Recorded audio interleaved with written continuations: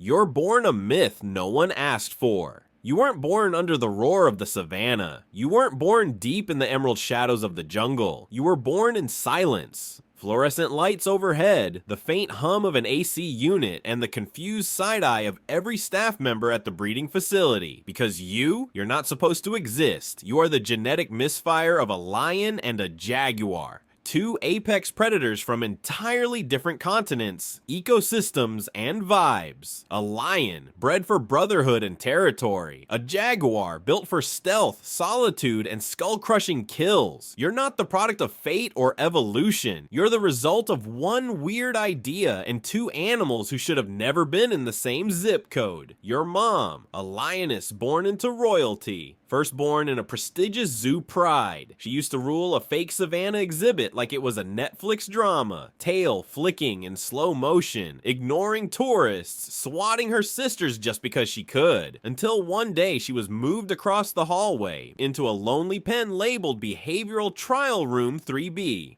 Your dad, a jaguar with the social skills of a haunted house.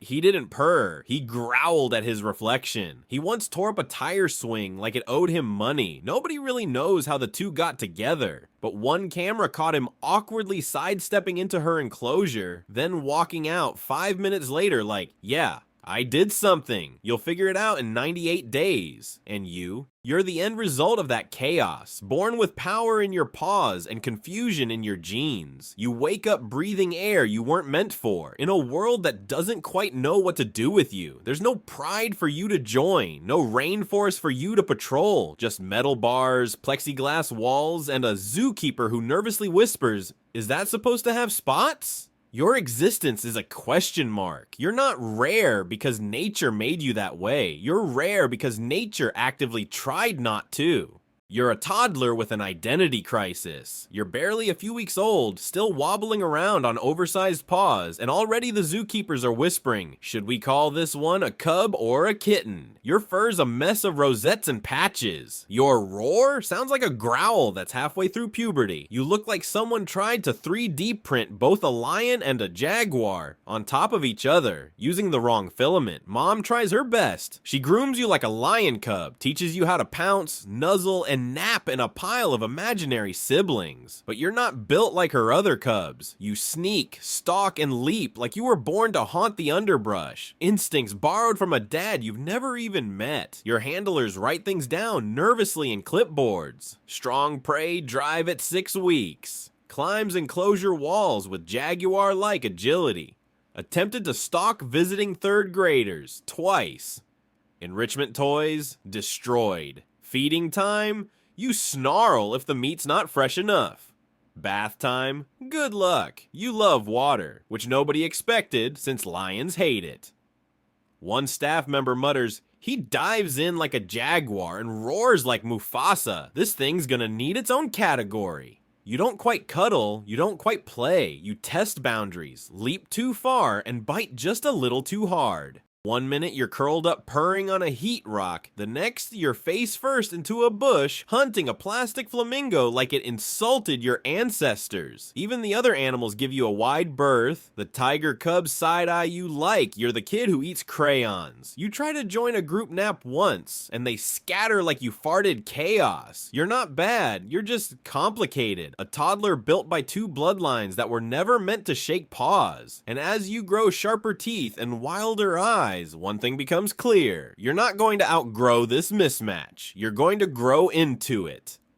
Congratulations, you're now a teenager, which in big cat years means big teeth, big mood swings, and the sudden urge to fight God and climb fences. You're stronger, faster, and more unpredictable than anyone expected. The handlers upgrade your enclosure 3 times, not because they love you, but because you've already broken 2 locks, jumped over a moat, and shredded a tire swing like it owed you money. Your lion instincts say, roar and dominate. Your jaguar side whispers, stalk from the shadows and ambush from trees. The result? You now scream and sneak, like a serial killer with a megaphone. They try enrichment puzzles to stimulate your hybrid brain. You solve them in under 5 minutes, then eat the pieces. You get labeled hyper-intelligent, which is zookeeper code for, we can't turn our backs on this guy for 2 seconds.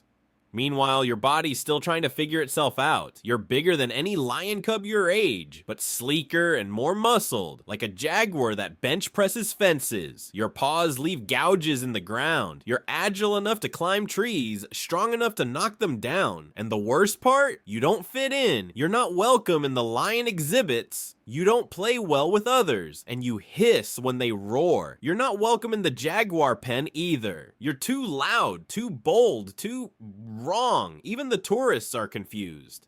Is that a leopard? No, it's some kind of mutant. Wait, are those leaguer stripes? At this point, your caretakers give up on defining you. They just start referring to you by your name, like you're a celebrity with only one moniker, Jaglion, like Beyonce, but with claws and unresolved trauma. You pace your enclosure like a glitch in evolution, full of energy no one can match. And at night, you sit in the dark, eyes glowing gold, wondering who or what you're supposed to be. Because teenage years are hard for everyone, but being a hormonal half-cat with zero dating pool, that's next level lonely.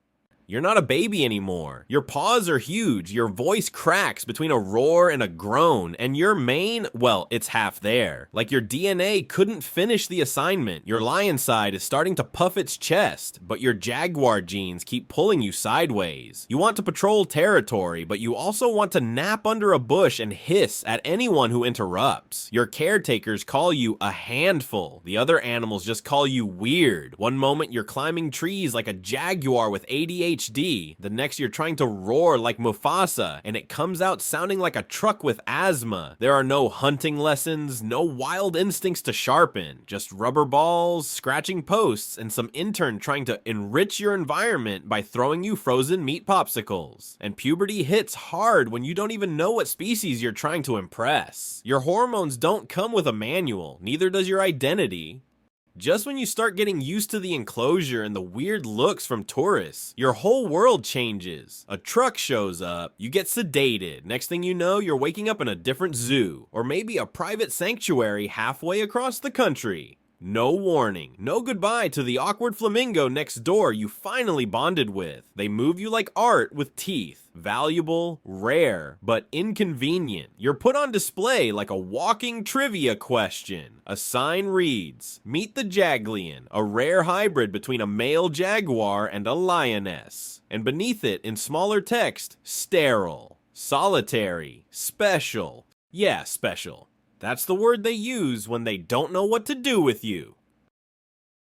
Adolescence hits like a freight train full of scratching posts and identity issues. You're big enough now to make zookeepers nervous, too agile for comfort, too smart to ignore, and still too confused to trust your own claws. The lions at the sanctuary look at you like you're broken. The jaguars, they don't even bother looking at all. You're neither prince nor ghost. You're the weird kid who doesn't know where to sit in the cafeteria of apex predators. Your voice cracks. Literally. You let out a roar that ends in a hiss, like you're trying to order two different meals at once. Hormones hit. You start pacing at night, circling, restless, ears twitching at things only you can hear. And here's the thing, you're not sterile yet. Jaglions, unlike many hybrids, can sometimes reproduce, especially if you're female. But should you? Do you really want to pass this inner chaos onto a cub who'll wake up wondering if it should pounce, hide, or weep? Caretakers tried to distract you. Toys, training, frozen meat hung from trees like sad jungle ornaments. But what you really want is purpose. And purpose is the one thing your genes forgot to code. You were made for a curiosity cage, not a kingdom. You're not built to lead a pride, stalk a rainforest, or even be part of a family line. You're built to be stared at. A living question mark with a paw print. Part 7. You're an adult, but still a living side note. Years pass. You've grown into your full frame, muscular, patterned, intimidating, but no one sees a predator anymore. They see a genetic riddle in a cage. You're not part of a breeding program. You're not part of a conservation effort. You're not even part of a plan. You're just part of the tour. School kids point at your spots. Visitors argue about whether you're a jaguar with a lion costume or the other way around. Even the zookeepers fumble when someone asks, "So, do they live in the wild?" Spoiler, You don't, you can't. And yet, every few months, someone writes a clickbait article about you like they discovered Bigfoot. Incredibly rare Jaglion spotted at Canadian sanctuary. You weren't spotted. You were scheduled. You live your life inside a habitat that isn't yours, with instincts that can't be fulfilled, surrounded by people who are fascinated by your existence but forget you have a life beyond the label. Part 8. You get old, but the myth stays young. Time isn't generous, even to one-of-a-kind creatures. Your coat fades. That golden jaguar glow now dulled with patches of gray. The roar softer. The limbs slower. Your days are quieter now, spent lounging on warm rocks, blinking at zoo staff who barely look up from their phones. You've stopped pacing, stopped reacting. The glass wall is still there, but now so is something thicker. Apathy. Visitors come less often. No more camera flashes, just field trips and the occasional, wait, is that a jaguar or something? You once turned heads, now you turn into trivia, and when you finally close your eyes one last time, there's no pride circling you, no jungle drums, no thunder in the sky, just silence. Maybe a zoo staffer posts a farewell, Jaglion passes peacefully, a rare hybrid remembered, but you don't leave a bloodline, no cubs, no dynasty, your family tree ends with a full stop, not a branch. Liggers die from being too big. Tigons fade with genetic failure. Zonkies walk the earth confused. But you were the beautiful accident that worked too well to be pitied and too weird to be understood. You didn't get a kingdom or a cause, but maybe, just maybe, you got remembered. A whisper on Reddit, a paragraph in a biology book, a strange dream in a kid's mind after visiting the zoo. You weren't meant to exist, but you did. And sometimes that's enough. Thanks for watching, everyone. If you liked this video, don't forget to hit that like button and subscribe for more strange, sad, and sometimes downright cursed animal stories. You can also check out my previous videos. I've covered creatures like snakes, rats, and more, each with their own bizarre lives. Oh, and in my last upload, I talked about 10 hybrid animals that probably shouldn't exist. If you want a full video on any one of them, just drop the animal's name in the comments. Here's the list to refresh your memory.